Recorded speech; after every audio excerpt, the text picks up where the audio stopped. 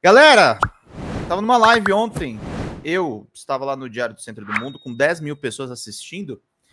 E vai ter gente que vai falar o contrário, mas assim, em termos relativos, não tinha pouca gente na Avenida Paulista, mas os atos de Bolsonaro ontem foram um flop.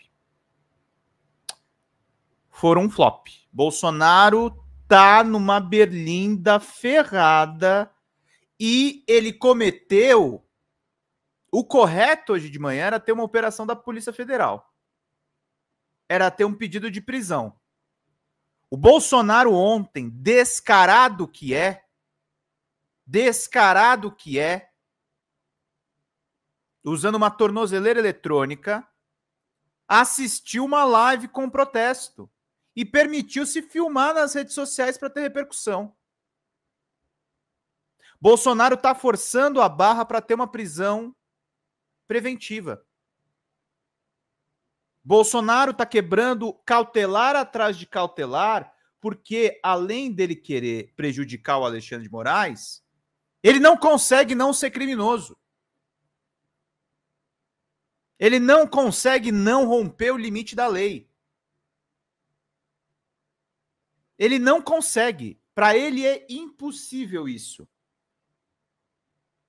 Para ele é impossível isso. Ele não consegue ser uma pessoa decente. Jair Bolsonaro é o lixo da política. Jair Bolsonaro é a várzea do pensamento ideológico. Luiz Inácio Lula da Silva, numa prisão flagrantemente injusta, cumpriu todos os requisitos pedidos pela justiça. Foi um preso com excelente comportamento. Jair Bolsonaro esperneia por conta de uma tornozeleira eletrônica. Convoca seus fãs para falarem mal a respeito da justiça e colocar o país em risco só porque ele está com uma tornozeleira eletrônica. Ele tem que tomar 40 anos de prisão. Ele tem que ser punido exemplarmente. E o seu campo político tem que cair em desgraça. Não há mais alternativa. E o Reinaldo Azevedo, inclusive, escreve hoje que de todos os discursos de ontem, o que chama mais atenção é o de Nicolas Ferreira. Nicolas Ferreira se atirou no bolsonarismo ontem.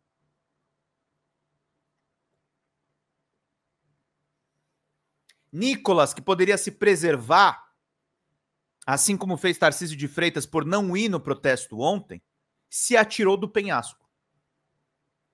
Cometeu crimes, atrás de crimes, incentivando os ataques a juízes. Não vai ter jeito, tá, gente? O Supremo Tribunal Federal vai ter que politizar esse negócio todo. Mesmo porque o presidente Trump puxou a corte para o meio da discussão política. Também ele precisa dessa base para se eleger novamente. Então, há meios de ter essa base. Ontem o Nicolas parecia mais Bolsonaro do que o próprio Bolsonaro, que tá de tornozeleira eletrônica e não pode falar. Ontem baixou em Nicolas Ferreira o Bolsonaro tornozelado. Baixou em Nicolas Ferreira o mito dele, que estava de um jeito patético, olhando o celular, enquanto as pessoas estavam lá na Avenida Paulista se digladiando. Baixou em Nicolas Ferreira o lixo da política brasileira chamado Jair Bolsonaro. Baixou nele ali. Ele estava ali contaminado pelo mito que ele ajudou a fomentar. E eu não sei se isso foi uma coisa muito boa não, viu, o atrativamente. Eu acho que aí ele se jogou no mundo dos crimes, no mundo dos delitos, no mundo das ilegalidades. A que preço o Nicolas vai atrás desse tipo de eleitor? A que custo o Nicolas vai atrás de bajular esse tipo de eleitor? Até onde o Brasil vai atrás desse eleitor? Até onde isso vale a pena, gente? Sabe, o Lula, que sempre cultivou um eleitor de esquerda, ele não é uma pessoa sem limites. Quando precisou fazer acordos para manter uma certa governabilidade, o Lula não pestanejou e fez. O Lula fez de tudo para ganhar a eleição em 2002. O Lula fez de tudo para manter o seu governo em 2006 e ser reeleito, para fazer a sua sucessora. Mas há preços, há custos que eu acho que a gente não devia estar disposto a pagar. Que eu acho que quando a gente vai para além do razoável, nós seremos todos tragados por essa onda que a gente está acompanhando, gente. Então, meus queridos e minhas queridas, cuidado com o que está sendo desenvolvido aí ao longo das coisas que a gente tem visto, porque é assustador. É assustador. Com toda certeza não foi, mas considerando que eles basicamente estão mostrando quem está em cargo, poder econômico político fica impune.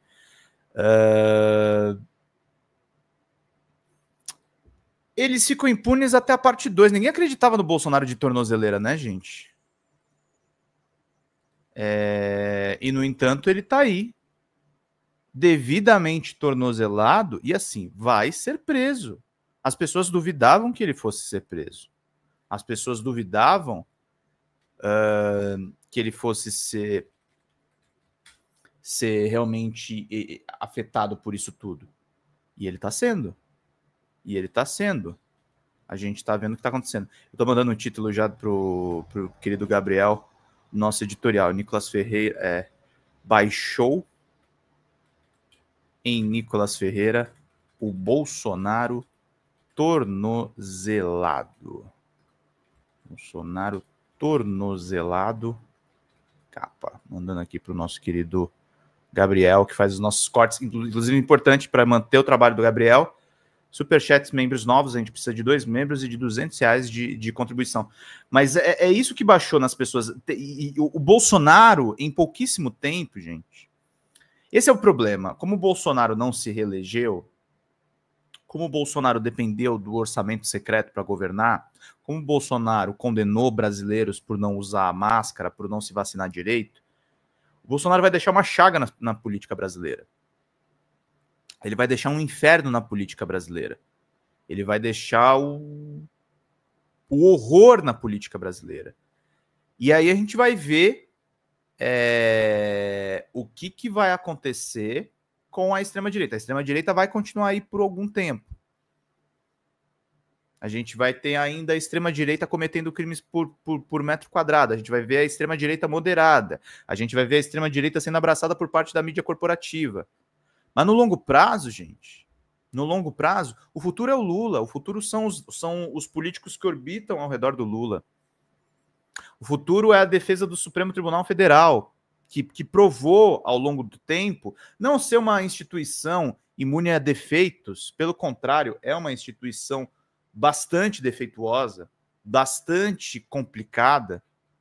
Mas, no entanto, nós temos um Supremo Tribunal Federal que agiu com correção, agiu com maturidade, agiu em defesa de um país. E nós teremos um candidato no ano que vem que vai estar defendendo a nossa soberania nacional. O Lula, na sua última corrida presidencial, provavelmente vai encarnar muito mais algumas bandeiras. E olha, eu vou falar uma coisa polêmica aqui, de uma figura que não é exatamente de esquerda, que perseguiu comunistas, mas ele vai encarnar, de uma certa forma, algumas bandeiras nacionalistas que o Vargas tinha enquanto presidente da República. O Lula vai fazer uma luta de gigantes. O Lula vai fazer uma questão salutar, uma questão importante de manter o Brasil no mundo, de fazer a defesa do Sul global. Não há alternativa no nosso futuro, gente. Não há alternativa no nosso futuro, mesmo que exista impunidade para figuras de direita, algumas figuras de direita no Brasil, o que não vai ser o caso do Bolsonaro. O Bolsonaro será punido porque ele já foi jogado às traças. Mas há uma grandeza que vai ser colocada aqui, porque assim, o Lula não só tirou as pessoas do mapa da fome, o Lula não só criou o Bolsa Família, o Lula não só expandiu a nossa economia, colocou os nossos estudantes no exterior, criou programas de financiamento popular, criou programas de moradia popular, mas ele fez a defesa deste país, do nosso solo, dos nossos irmãos, das nossas famílias. Lula fez isso sem cobrar nada em troca dos brasileiros. E fez isso de uma maneira madura, fez isso de uma maneira esperta, fez isso de uma maneira consciente. O Bolsonaro não tem outro destino a não ser a lata do lixo. Ele não tem essa capacidade. Ele não consegue chegar no nível de Luiz Inácio Lula da Silva. Ele não consegue sequer se aproximar. O Lula é muito grande para o que Bolsonaro se tornou. O Lula é muito importante frente ao que o Bolsonaro se tornou. O Lula é muito mais relevante frente ao que o Bolsonaro se tornou. O Lula é outro pedal. O Lula não é essa coisa que a gente viu na Avenida Paulista. Não vimos ele lá, né? Mas ele estava, de fato, vendo uma live ali. O Bolsonaro é muito pequeno, gente. O Bolsonaro se tornou microscópico. O Bolsonaro surgiu como um deputado fisiológico e cresceu na onda reacionária que nós tivemos depois dos protestos de 2013, com o surgimento do MBL.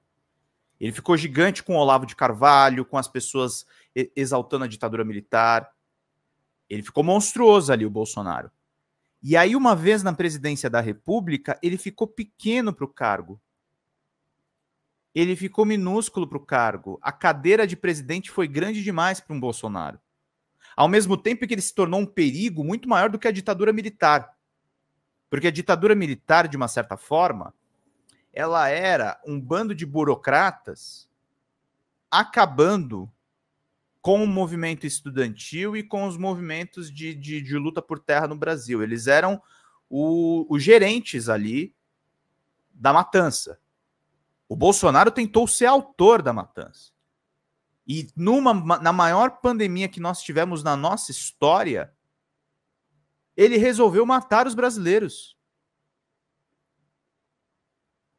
Ele resolveu matar os brasileiros. Ele resolveu eliminar os brasileiros. Ele resolveu nos punir. Nos punir. Foi uma coisa horrorosa, gente. Foi uma coisa profana, absurda. É disso que a gente está falando. É disso que a gente está colocando. Então, meus queridos, são essas coisas que a gente está aqui desenvolvendo com todos vocês, sabe? Eu acho que não há tantas considerações que a gente possa fazer sobre esse grupo de pessoas que a gente vem acompanhando. E eles vão ser eliminados da história brasileira, gente. Eles vão ser eliminados da história brasileira. Eu não queria... A gente fala muito dos bolsonaristas, no sentido... Parece que a gente tá com uma certa inveja, né? Parece que, tipo, a gente tá... a gente tá, de uma certa forma, olhando ali o engajamento gigantesco que eles criaram e falaram, pô, a gente queria ser um pouquinho que nem vocês. Não, eu não quero ser nada idêntico a essas pessoas. Eu prefiro ser do nosso campo, eu prefiro, às vezes, ter menos audiência. Eu prefiro, às vezes, passar perrengue aqui pedindo contribuições financeiras para vocês, para a gente se manter. Não esqueçam dos superchats, dos Pix, dos membros. Eu prefiro passar todo esse perrengue. Prefiro comemorar as nossas pequenas vitórias. Passamos agora a 120 mil inscritos. Agradecer muito vocês. Esse canal surge no governo Lula 3 para fazer esse trabalho relevantíssimo. E com todas essas contradições, dizer para vocês uma coisa, que nós que a gente quer ser outra coisa. A gente quer avançar para uma outra quadra. A gente quer avançar para um outro lugar. Sabe? A Xanda estava até conversando comigo esses dias, ela falou uma coisa bem interessante. Ela falou, poxa, eu nem esperava assim, que a gente fosse chegar rapidamente em 120 mil inscritos. Já está dando para a gente ter, talvez, uma certa esperança que até o final do ano a gente vai bater 150 mil. E é uma comunidade aguerrida como vocês que estão aqui, que sempre contribuem, mesmo nos momentos de aperto. Muitas vezes a gente passa aqui, a gente fica às vezes 3 horas fazendo live, pedindo ajuda de vocês, pedindo que vocês corram atrás da gente. E a gente tem tudo para chegar mais forte no ano que vem. Na defesa do que eu acabei de falar para vocês, o Lula tá ficando gigante. O Lula tá defendendo uma bandeira que era do Vargas, que é a defesa na nossa soberania, que é a defesa dos nossos feitos, dos nossos avanços, da nossa brasilidade. O Lula é o mais brasileiro dos presidentes. Porque é conectado com o povo brasileiro em todas as suas contradições, em todos os seus problemas, as suas problemáticas. Lula também representa, de uma certa forma, alguns dos preconceitos que existem na sociedade brasileira. Não é um revolucionário, não é um socialista, mas é um cara que conversa muito bem com os socialistas, com os comunistas, com a esquerda radical, com a esquerda popular, com a centro-esquerda, com os liberais. Ele traduz essa contradição ambulante que se chama Brasil. Brasil é Luiz Inácio Lula da Silva. E Luiz Inácio Lula da Silva será presidente pela 4ª vez. Dessa vez, pelo melhor dos motivos. Se em 2022 nós elegemos o Lula em nome de uma reconstrução, agora a gente vai elegê-lo por um projeto nacional. Se nós elegemos Lula em 2002 para dar uma chance para um retirante nordestino se tornar presidente da República, agora nós elegeremos Lula por um projeto nacional. Se nós elegemos Lula em 2006 para manter o governo de avanços que ele fez em 2002, nós agora vamos defender o Lula por um projeto nacional. E esse projeto nacional foi adiado por muito tempo, gente. Tá na hora da gente tocar, tá na hora da gente peitar o Trump. Tá na hora da gente focar no pleno emprego. Tá na hora da gente reformular a nossa educação básica. E isso é uma crítica que deve ser feita a esse governo Lula 3. Gestão Camilo Santana é muito fraca no MEC. E veja, não é um ataque ao governo, é uma crítica construtiva. Vamos alterar as coisas para que esse governo avance. Vamos brigar agora pela eleição do seu 4º mandato. Nós sofremos um ataque do imperialismo estadunidense, gente. Na sexta-feira eu fiz uma entrevista, na sexta-feira não, sábado de manhã eu fiz uma entrevista muito bonita com meu amigo Bem-vindo Siqueira, que completou 78 anos semana passada. E o Bem-vindo falou uma coisa importante: a revolução socialista ainda pode acontecer. Não nos moldes de Lenin, não nos moldes da Revolução Russa, não nos moldes de uma fórmula do passado. Mas nós podemos efetivamente colocar a população no poder. E colocar a população no poder é eleger Lula. Ramos Pereira falou aqui, o golpe de 16 foi o pior erro da nossa história junto com a eleição do Bolsonaro. Eu acho que a eleição do Bolsonaro foi o nosso pior erro. Eu acho que o golpe de 16 foi terrível, mas eu acho que o golpe de 16, infelizmente, ele era muito previsível. Ele era muito previsível. Ele era muito esperado. Tinha setores, inclusive, do nosso próprio campo que esperavam que aquele golpe acontecesse. Agora, a eleição do Bolsonaro foi um erro ferroviário na nossa história, que a gente ainda vai pagar por muito tempo por ter colocado aquela corja no poder. Marcos Rodas mandou pra gente, eu tenho pra mim que a eleição do Lula em 2002 foi um voto de protesto contra o governo do PSDB e a sua privataria. Sim, sim, sem dúvida. Elegeu-se em cima dos erros dos tucanos, né? Fala pessoal da Folha Democrata, aqui é Pedro Zambarda, editor do canal, falar um pouquinho a respeito da necessidade de vocês financiarem a Folha Democrata. Gente, a Folha Democrata é financiada através de um Pix chamado Folha Democrata, é o endereço do Pix, né? folhademocrata@gmail.com. Nós precisamos do nosso jornalismo financiado por vocês que são do nosso público, porque nós passamos vários perrengues aqui com o YouTube, vocês sabem muito bem. E mesmo assim, graças a essa comunidade muito unida, a gente conseguiu fazer lives históricas, acompanhar praticamente ao vivo a campanha do Guilherme Boulos, trazer informações exclusivas a respeito de Gustavo Gayer, de Olavo de Carvalho, de todos os bolsonaristas, combater as fake news e tudo o que a gente acompanha. Por R$80 no nosso Pix, você ganha um curso de roteiro para série, o que é muito importante se você é artista, roteirista, se você lida com essas práticas da economia criativa. Outra forma de você colaborar também é se tornando membro aqui do nosso canal.